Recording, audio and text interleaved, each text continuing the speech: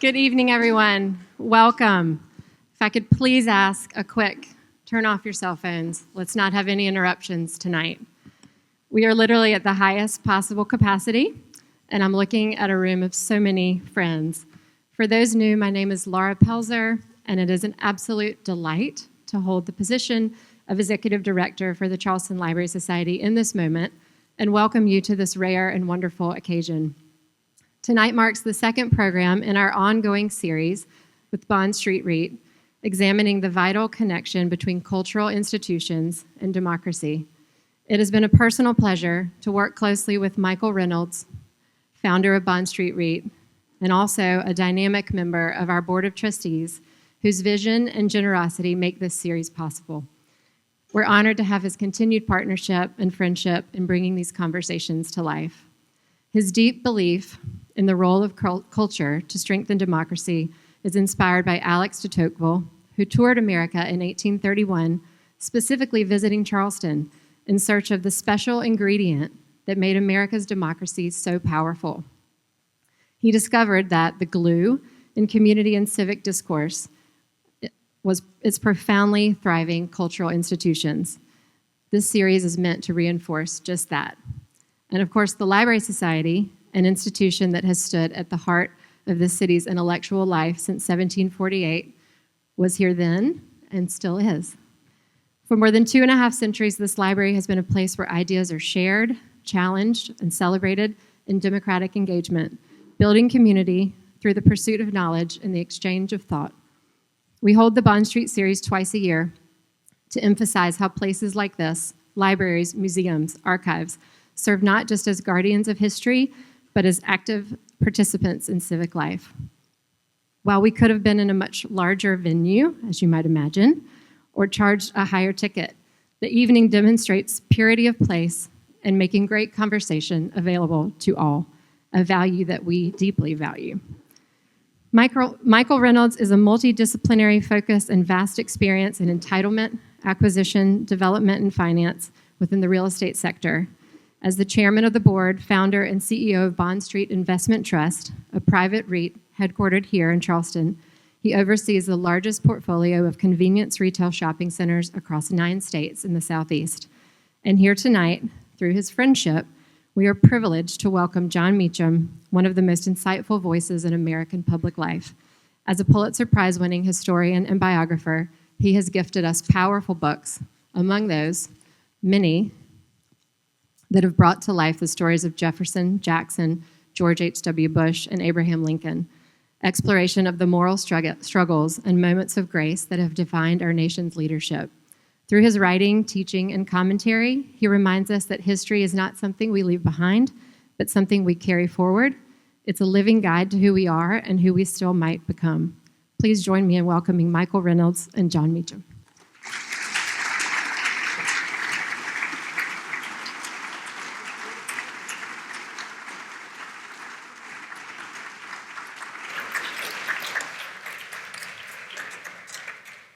I have a few things to say. Most insightful voice in our public life, best restaurant in a hospital, right? You want to win, but it's not that hard. That's one. And you as multidisciplinary, I want to talk about. Because disciplinary, I see. What you don't know is that he took the first chance he could to fly all the way from Nashville to haze me for an hour. So glad you all are here for this. Yeah. Jon is a wonderful friend and the nation's foremost presidential historian. And it's Best a real restaurant honor. in a hospital. See Yes. the point? And it's a real honor to have you. Thank you. And he did this out of the kindness of his heart to help out this wonderful, wonderful institution. And very appreciative. Jon, you're known as an author, historian, presidential and otherwise, but you could also double as a ventriloquist. Ventriloquist. Yes. For maybe the Bush For the young family. people, we'll explain what that is Yes. later. Yeah. Yes. Tell us about George W. Bush.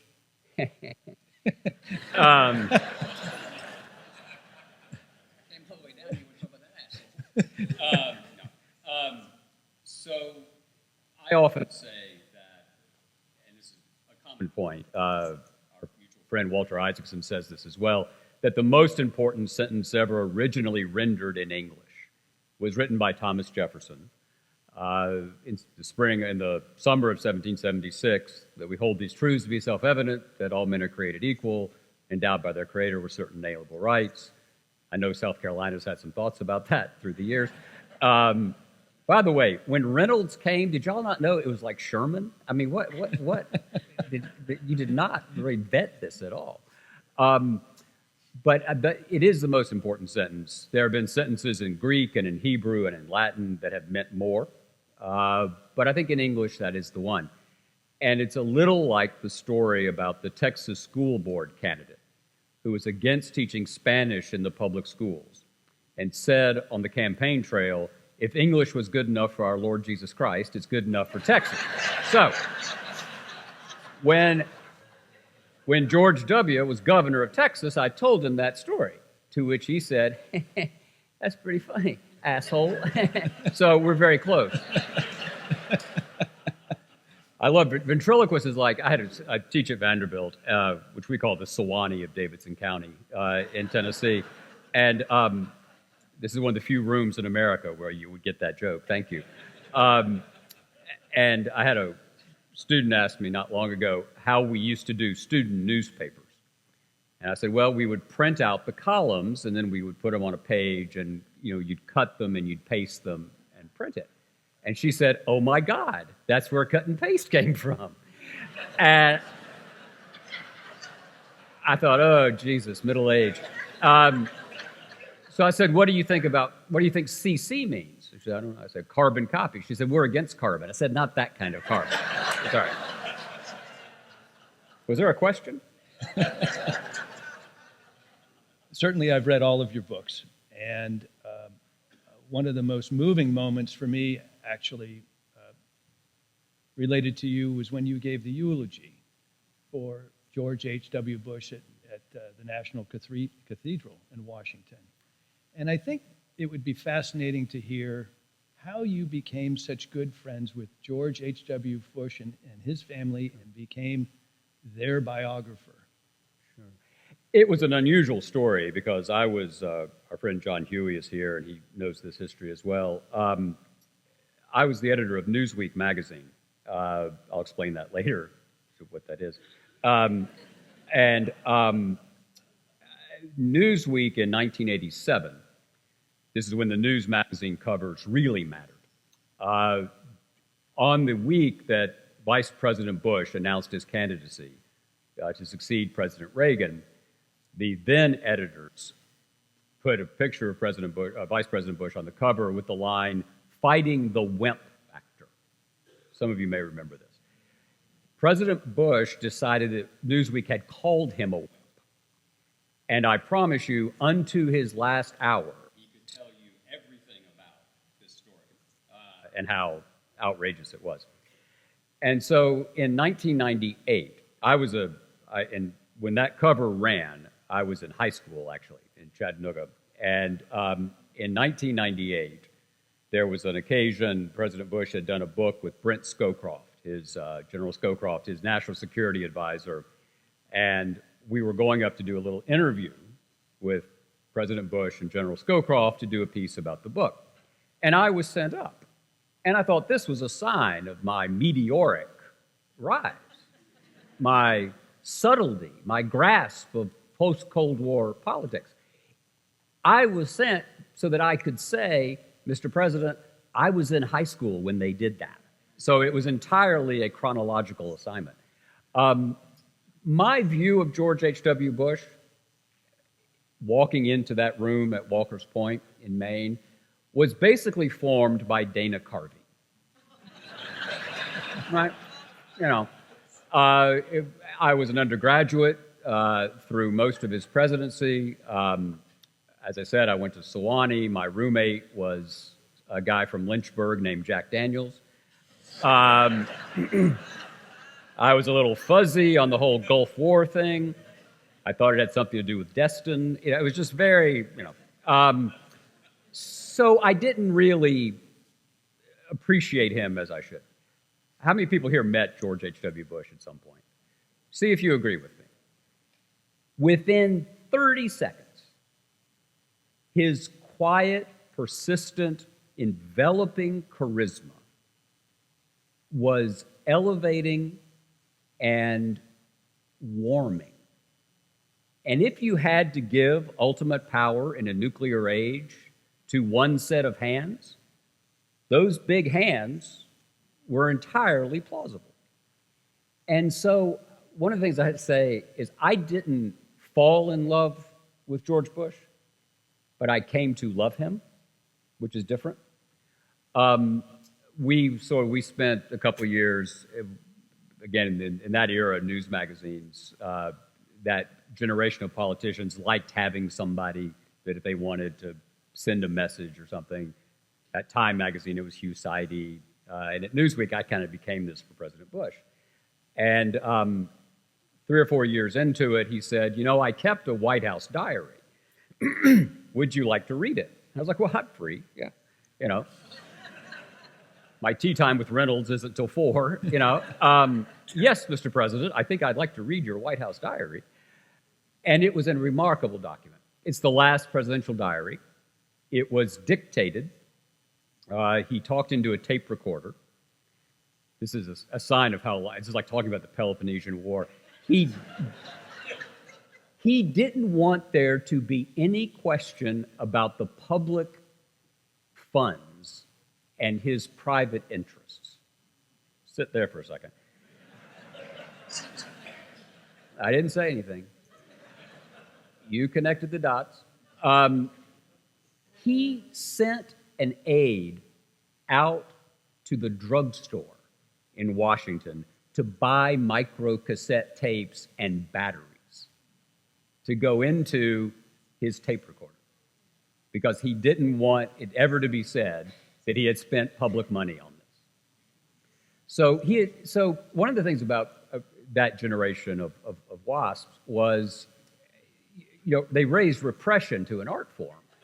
And so he didn't believe that he should ever complain to anyone about the troubles of the presidency. As he put it, nobody wants to hear you if you've got the nuclear codes go, oh, woe is me. And he's right? Again. So it was as if he couldn't complain to anyone else, so he complained to himself. So this diary is him having a kind of autotherapy. And it's a riveting document. I drew on it heavily for the biography I did. I'm going to publish a standalone volume in a couple of years. And so that's the basic story. But it was Barbara who insisted Mrs. Bush.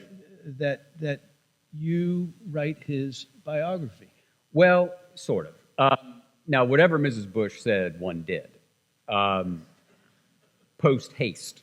As President Bush once said, Bar, how do you have so goddamn many opinions?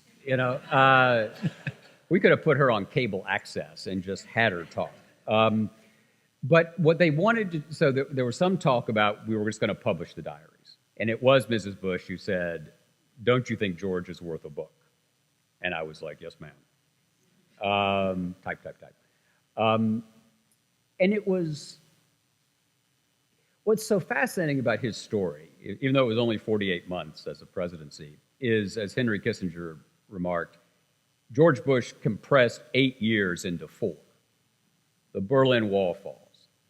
Rush Limbaugh goes national. One of the wings of a butterfly that has an impact we don't know, that you can't tell, was the failure of the nominee. This is as dorky as it gets. Remember when John Tower was nominated to be Secretary of Defense in 1989? First Republican senator from Texas since Reconstruction. One of the reasons John Kennedy was in Dallas on November 22nd, 1963, was because Lyndon Johnson could not stand the idea that there would be 2 Republican senators from Texas. And there was a young guy running in the 64 race who looked pretty promising.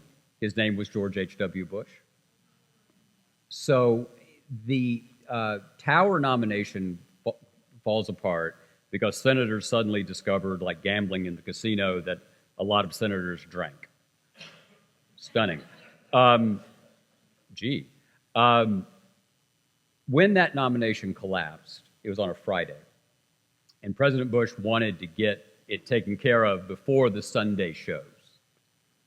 So he reached out to someone he knew could be confirmed quickly, who was in the House leadership ladder, named Dick Cheney. He plucks Cheney out, opening the whip position in the House that is filled by Newt Gingrich. Wing of a butterfly creates a hurricane, right? So that's why history's fun. And, you know, what I think we can learn from President Bush is, look, he would cut your throat for a vote, right? He was a ferociously ambitious man. Ask Michael Dukakis about that, right? But George Bush would cut your throat for a vote and then be the first person to call 911, right? There was an ambition that was tempered by a devotion to the national interest.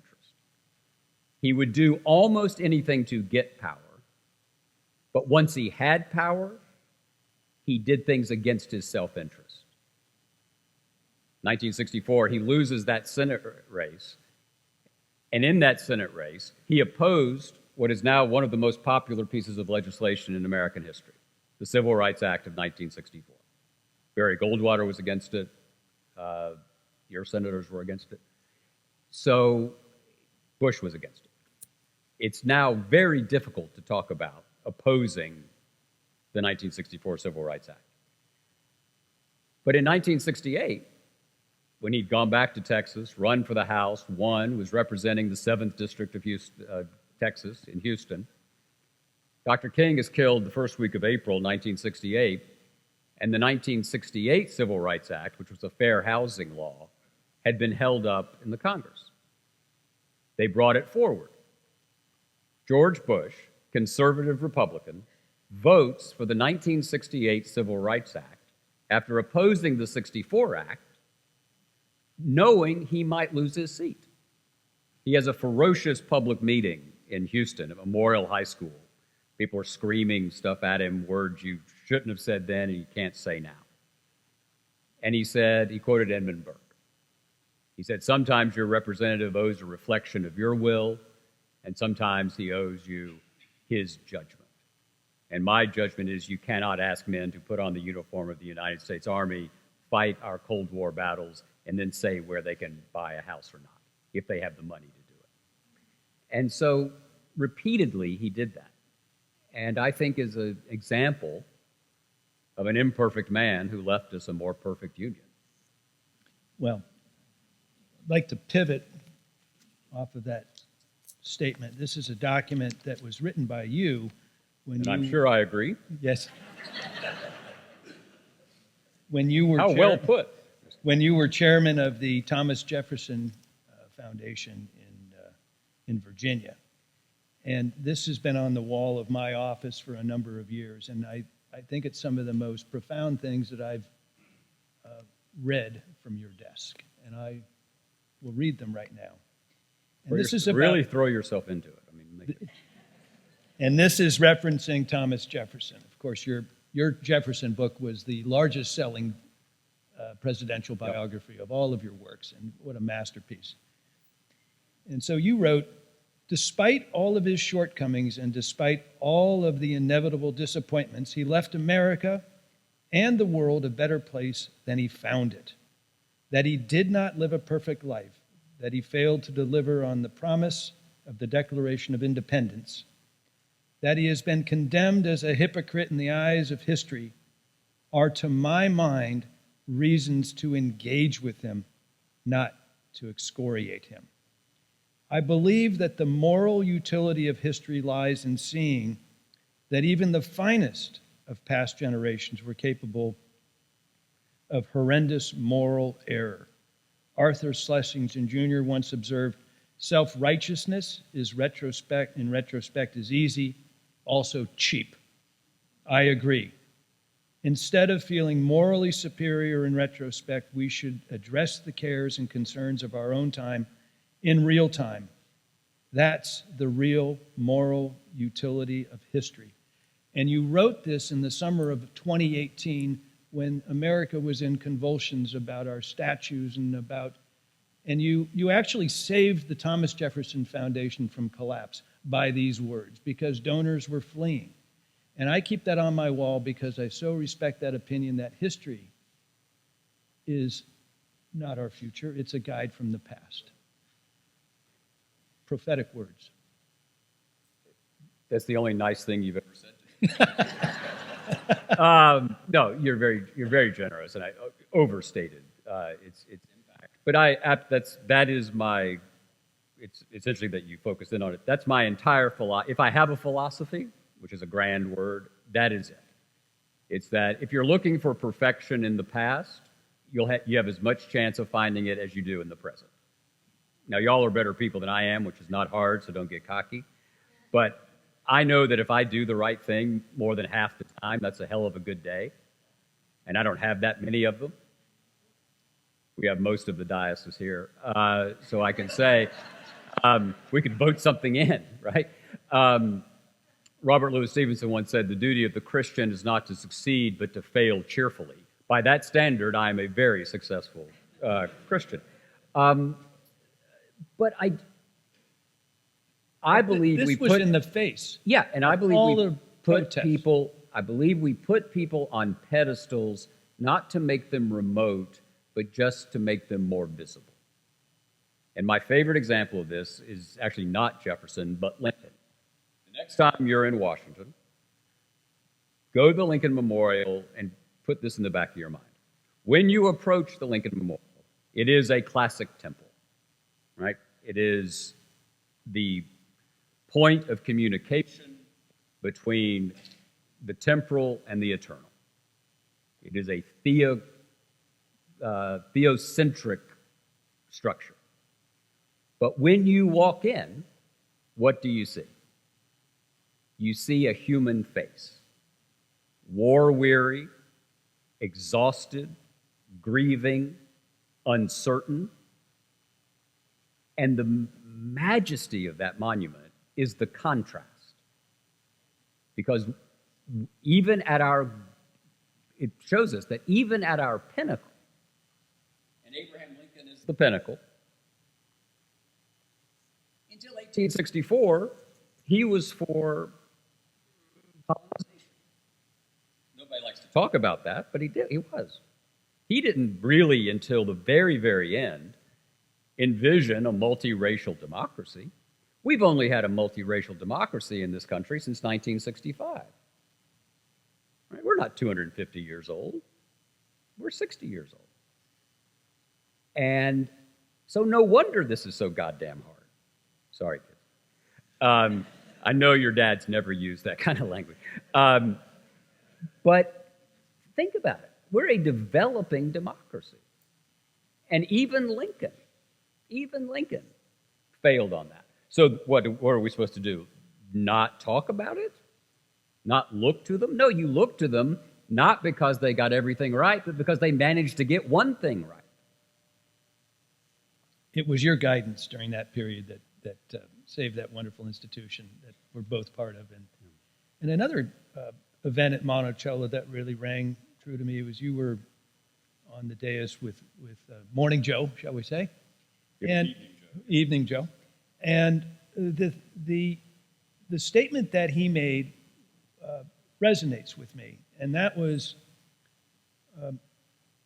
listen, I get paid to talk on TV, but let me just tell you folks here, turn off the TV and go talk to your neighbor.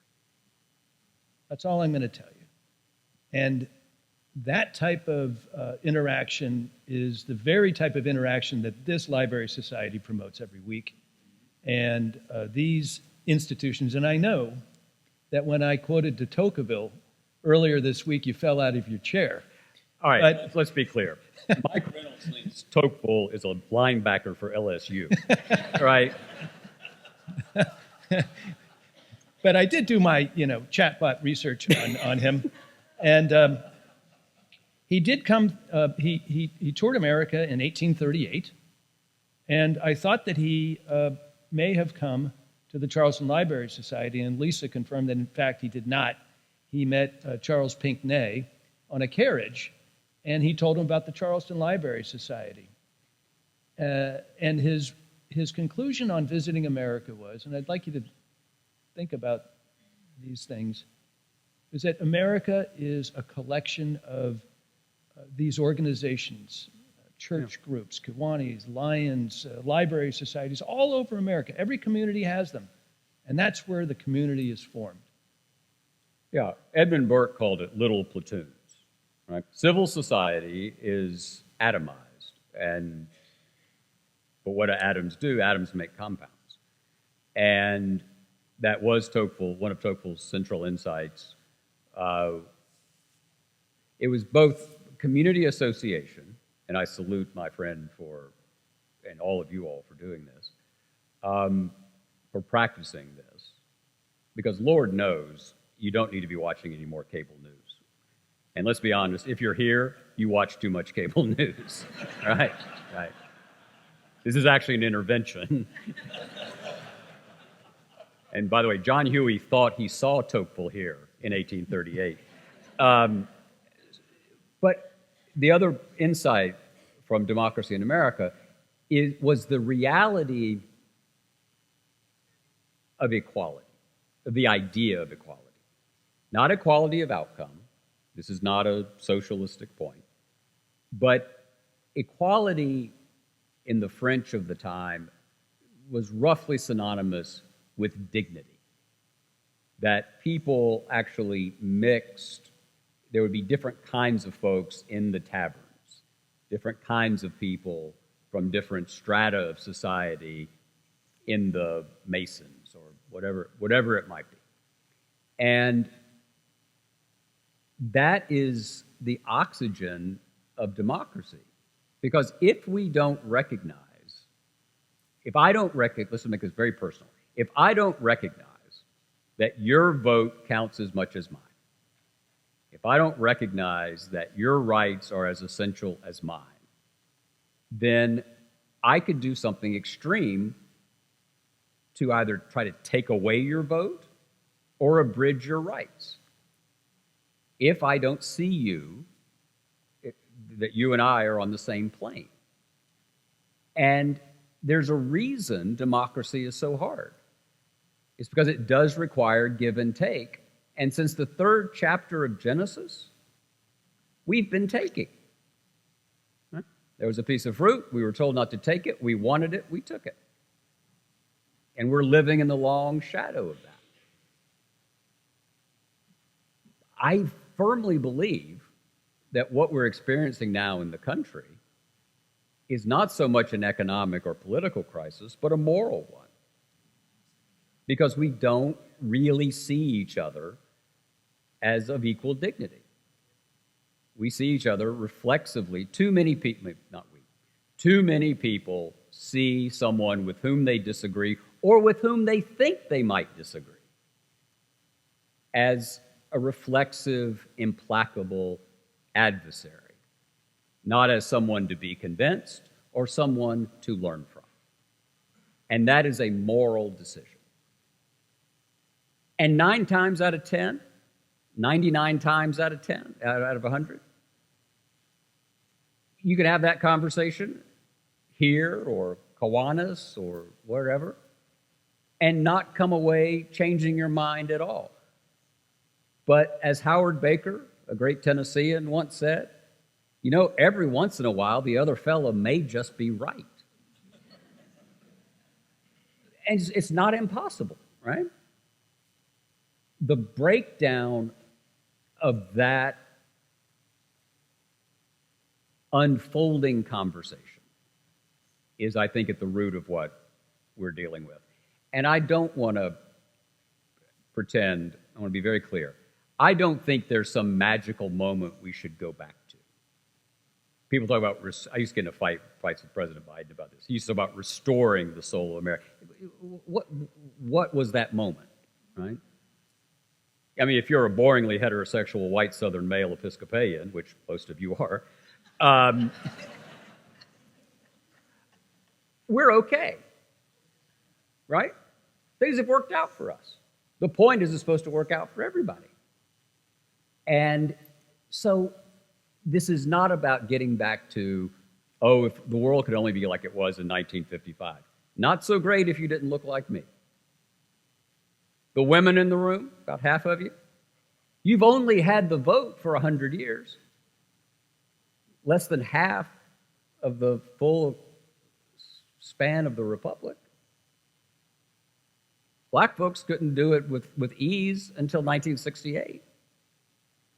So what is that wonderful Brigadoon-like moment? There isn't one. We have done immensely great things. I love this country, but you can't love the country only when you win. And even our greatest achievement, I think if I ask you all, what's the greatest thing the United States of America ever did? Just think for a second. I think most of us would end up with, or come to mind, the Second World War, right? The defeat of fascism in the Pacific and in the Atlantic world. Here's a trivia question. When did we declare war on Nazi Germany? 5 days after Pearl Harbor, after Germany declared war on us.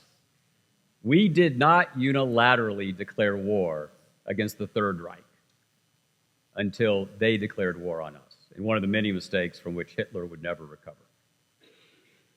So even the most important, greatest thing we've ever done, we were dragged into, right? And as Churchill once said, you can always count on the Americans to do the right thing once we've exhausted every other possibility.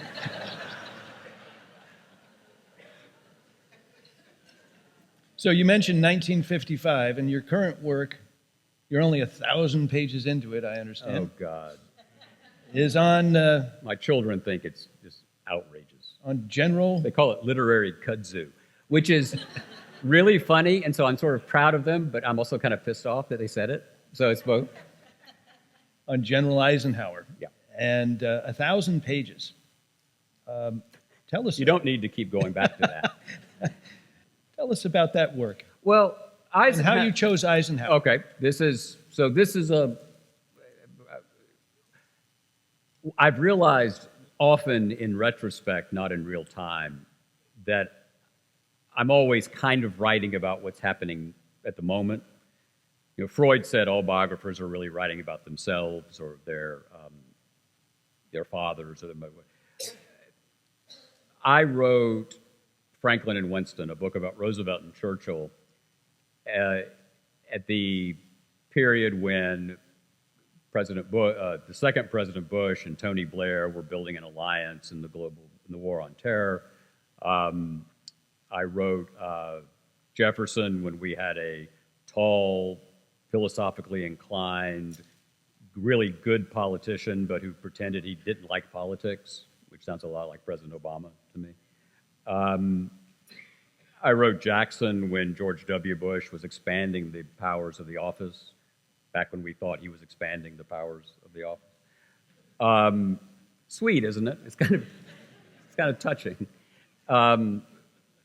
And I believe that one way to think about, so this is why Eisenhower now, one way to think about where we are today is that from 1933 until 2017, we lived in a country that was not wholly liberal nor wholly conservative, neither wholly left nor wholly right, but was a kind of figurative debate, a figurative conversation between Franklin Roosevelt and Ronald Reagan. Right? That was the spectrum. You decided the relative role of the state in the marketplace. You decided the relative projection of force against commonly agreed upon foes and rivals. Right? Even most dovish of Cold Warriors didn't want the Soviets to win. It was just, how do you do it? Our politics from 1933 until 2017 was about means more than ends. Today, it's about ends. That conversation, however, would not have been able to have unfolded if Eisenhower in 1952, having defeated Robert Taft, had not decided that he was going to essentially ratify the New Deal, because that's what genuine conservatives do. President Reagan, George W. Bush were not really conservative. The incumbent administration is in no way conservative in the way we would classically would have thought of it. What conservatives do is they confront reality as they find it, and they try to make it a little less terrible. Right? That's basically it. President Reagan, President Bush, they were reformers, whereas President Eisenhower, I would argue, President Ford, President Bush Sr. were in fact more classically conservative, which is ironic given that those three would be seen as moderates. In any event, Eisenhower's decision not to try to repeal Social Security and to invest in what was then called the Mutual Security Program. Some of you may remember that. The Mutual Security Program was the successor to the Marshall Plan.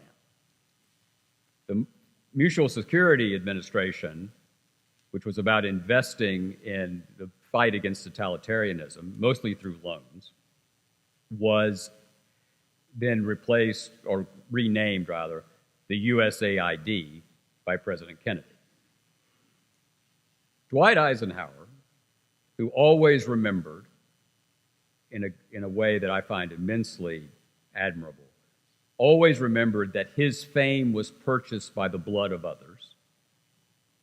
He knew that more than 100,000 Americans had died in Europe so that he could become president. So he was always, one of the reasons he didn't want to get into politics for a long time was that he thought, if I announce that I'm a Republican or a Democrat, half the men I commanded will think I was on the other side. Right? It's almost unimaginable to think of a character at that level. But he believed that except for extreme moral crisis, and there are those things, but by and large, the middle way between the extremes of left and right has much to recommend it. And I believe that became the consensus in the country until this populist revolt of 17 and again in 24. So might I reveal one of your findings about his driver, and you have your own little theory of... Oh, yeah, thanks, yeah. So you all may remember, he rumored at the time that in the maelstrom of war, he had a bit more of a relationship with his British female driver than, say, you should have with your Uber guy, right? And unless they're cute, and that's fine. We take the push. So before I get to that, do you all remember when David Petraeus, General Petraeus, had a female biographer, and he had an affair with her? So when that story broke, my phone rang one day. This is a true story. And it was George H.W. Bush. And he said, "How you doing?" I said, "I'm fine, Mr. President." He said, "I think you're cute, but not going to happen." That was too bad.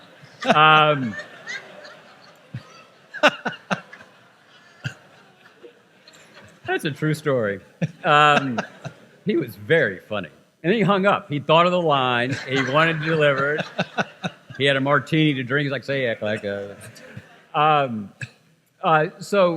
But I have a sense, Eisenhower was beseeched really from, at Potsdam, Harry Truman said to him, If you want to run for president, this is 1945, July 45. If you want to come back and run for president, I'll step down and be vice president. Right? So that's where this starts, early. They ended up hating each other, but that's the way these things sometimes happen. But in 1948, both parties came after him. And as you all know, it's really hard if someone is saying, here is a presidential nomination, there's not a huge category of people who go, I'm good, right? Not a lot of people do that. Eisenhower did it. He did it with the Republicans, and then the Democrats, because they were the incumbent party, their convention was second. And Harry Truman was deeply unpopular. This was the Dewey defeats Truman year. And the Democrats come after him again, including Olin Johnston and Strom Thurmond. It was this weird coalition of people. There was some liberals who didn't like Truman and conservative Democrats, particularly in the South, who wanted someone, they didn't like Truman's civil rights platform, which of course led to the Dixiecrat revolt. This is a couple of weeks before that. And up until the Saturday before the convention begins on Monday, people are saying, James Roosevelt, others, are saying, the nomination is yours. And Eisenhower keeps saying no. And he later told a reporter, in an off-the-record conversation, which thank God has now come to us through history, that he was worried about threats, about rumors and stories and gossip that would, quote, destroy his family. So I have a slight twitch that the rumors about the driver would have been deployed against him, and he just didn't want to put Mrs. Eisenhower at risk, didn't want to put that reputation at risk. She was writing a book at the time that was due to be published in October of 1948, and he didn't know what she was going to say. Eventually the book comes out, it's fine, and that sort of opens the way for 1952. So for all the children in the room, I think you would say read, read, read, and study history and read books. Yeah, it's what I do. And yet, we're in a world where, thank God, Buxton Books is still here, and nice to have you here.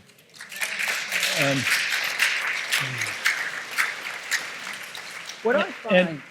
And I'll have you know that John, prior to coming, went down to Buxton Books and signed 50 or so books, which was very gracious for them. It was they're very kind to ask. There are two editions, one of the Federalist Papers and one of the Declaration and the Constitution that I did a little introduction for. Again, my children find this to be a little outrageous, that my name is slightly larger than Alexander Hamilton. And so this summer,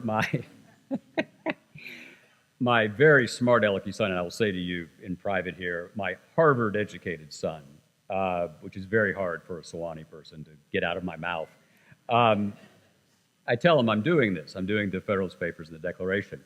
And he said, oh my God, what's next, the Gospels? And then he went on ChatGPT and said, write an introduction to the Gospels in the voice of Jon Meacham. And I got to tell you, it was pretty good. I'm saving it. So as an author, a brilliant one, presidential historian, the value of this written word, look at this library, hundreds of years of books. What will happen to your trade in the next 20 years with? Oh, I'll be dead. But in the long, as John Maynard Keynes said, in the long run, we're all dead. I'm not worried about the enduring relevance and power of storytelling. Right? We've been doing this since the fires on the Savannah. How you consume it how we consume it is going to be what continues to change. I continue to read everything in physical form. My wife reads on Kindle constantly. Whatever works, right? I just want you to read. It's interesting, this might interest you all. I have novelist friends who now 90% of the people who read their books read them on electronically. I'm still at about 80-20, physical. If you want to read something I do, you are more likely, far more likely, to read it physically, which I'm delighted about. And I have not had yet the experience that my friend Doris Kearns Goodwin had, which was when she wrote the book about Taft and TR called The Bully Pulpit. It was so heavy that she got an email from someone saying, I fell asleep and it broke my nose. So I have not done that. I've only killed one person, and that was in a speech at Washington University in St. Louis. And given my demo, it's pretty amazing. It's only one. I'm very big in assisted living facilities. They slot me in between Murder, She Wrote and Jeopardy. But the other thing, a very small category called great tweets. It's like French military victories in the 20th century. About a year ago, someone tweeted out that if Mr. Rogers and Doris Kearns Goodwin had had a one-night stand, I would have resulted. The truth. I thought it was great. Doris was upset. So she learned how to use her cell phone, and she called me. And so I picked it up and said, Mom. She said, that's not funny. She said, this is all true. She said, I don't mind being your mother, but I don't want to be a floozy. What do you mean he picked me up? I said, it's okay, sweetheart. He picked you up in the C-SPAN bar. It's okay. It's all right. Reading, look, I find, confession time, I'm not a Republican, I'm not a Democrat. I voted for presidents of both parties, you know. I live in Nashville, so when I say I have conservative friends, that's redundant. But I do find the pace of the current news to be so overwhelming that, and part of that's strategic, right? There's a reason for that. That's sort of the idea. I feel very guilty to tell you it's worked with me. I'm exhausted. I'm not sure do I start with the East Wing, which apparently is all being taken down now? Do you start with the incumbent president saying he wants $230 million from the Justice Department? Do you go, I mean, where do you begin? So one thing to do is not to find refuge in the sense of escape, but refuge in the sense of renewal in the stories of the past. Which brings me to an interesting remark that you made. I don't know when you did There's it. one. I made yes, one. Your beautiful book on Jefferson. You said that you actually slept in his bed one night. Did you have this? Elizabeth Chu made that possible. Elizabeth Chu and I, that could really go the wrong way, couldn't it? That could really. Did you feel the man? I mean, was this while you were writing the book? You're cute, but not yet. You know, he's from San Francisco. You got me. That's illegal here. You got me. Feeling the man. Yes. Sorry. Yes, I did. Elizabeth Chu kindly set that up. Now the head of the South Carolina Historical Society. South Carolinians, y'all have so little interest in yourselves. I don't know what she could possibly do. I think that, yes, what I learned in doing that was that, and Jefferson left very little of this sort of thing to chance. He cared a great deal about architecture and design.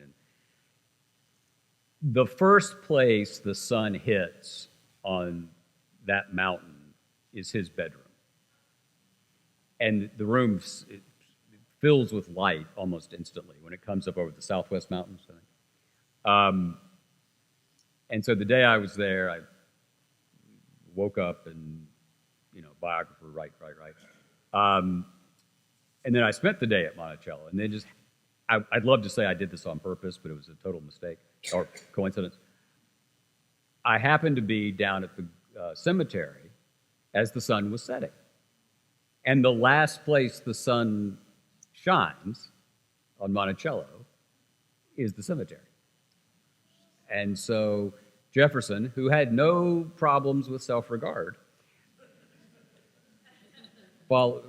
had a kind of heliocentric sense of himself. So we have just a few minutes left, and I want to leave it to you to speak about whatever you'd like to talk to these wonderful people and the institution of community and the library society and the power of community and just gathering and turning off your television and go talking to your neighbor. Yeah, read a book, talk to your neighbor. But again, it's not a refuge, and I don't know where y'all are politically. I can guess. Someone asked me an hour or two ago, I'm so worried, are we going to make it? And I don't know. And I'm not sure I would have said that. I'm sure I wouldn't have said that 10 years ago. But it has been now a very difficult decade since 2015. And whether you approve, disapprove, embrace, reject, are thrilled by, or are horrified by what the incumbent administration is doing, 49.9% of the country decided that they wanted to try this again. And that's the way this works. And a friend asked me earlier today, what are our better angels up to? Right now, they're in the men's grill, hopefully trying to decide what to do. But I'm a big believer in not setting the bar too awfully high. We don't have to get everything right, but we have to get the big things right. And the big thing to get right is the rule of law, the separation of powers, and the capacity of those who have taken an oath before God and all of us to fulfill their particular duty under that Constitution.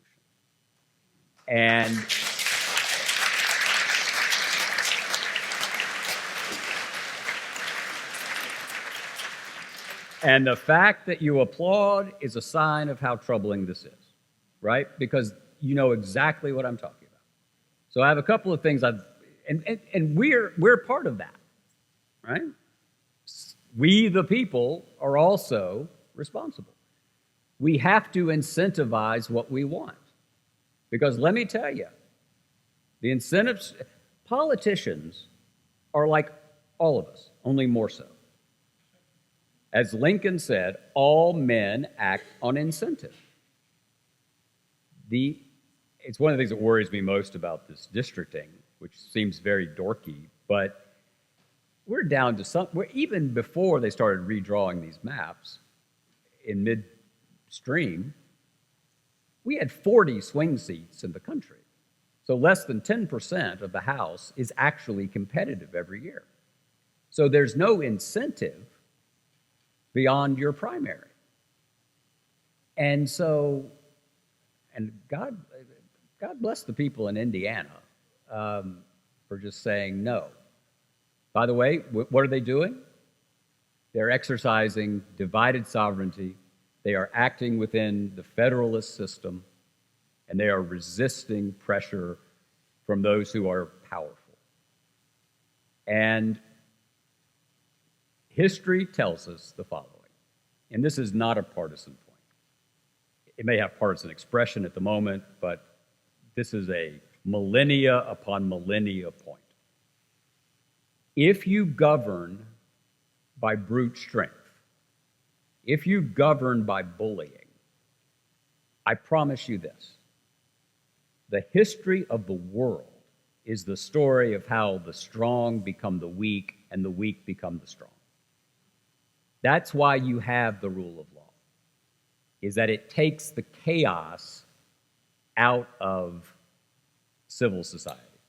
What you all are doing by being here, what Mike has done with his generosity, what the library does by having these books available, is fulfill a role that is about shedding light as opposed to reflexively generating heat.